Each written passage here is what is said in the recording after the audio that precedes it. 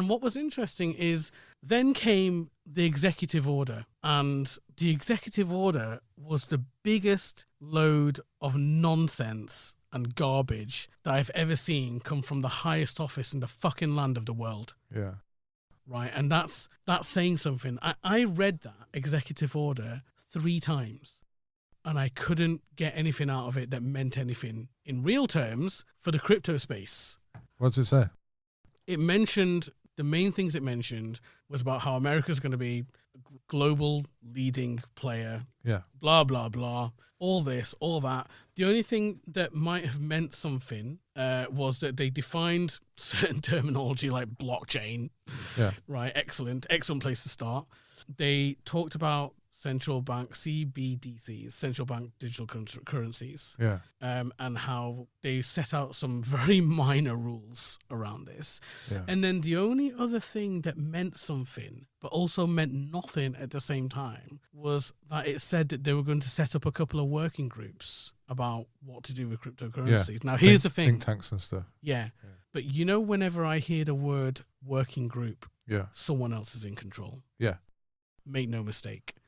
So this working group is probably the US Treasury. But also, they made it very clear how they're going to try and make it work when J.D. Vance gave a speech at the EU, which was kind of unhinged as well. Yeah, in many ways. I've held a sword. And you guys should stop trying to regulate crypto because you're making it very difficult for me and my friends to make money. Was the whole vibe.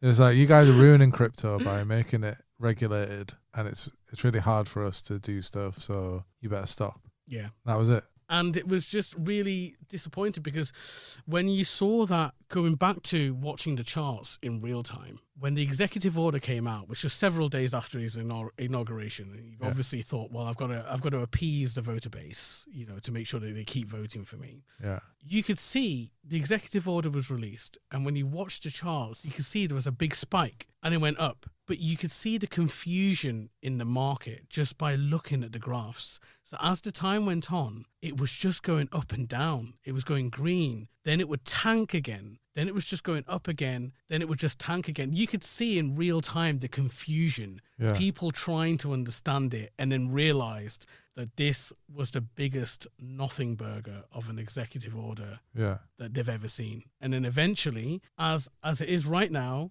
BTC is sitting under 6 figures.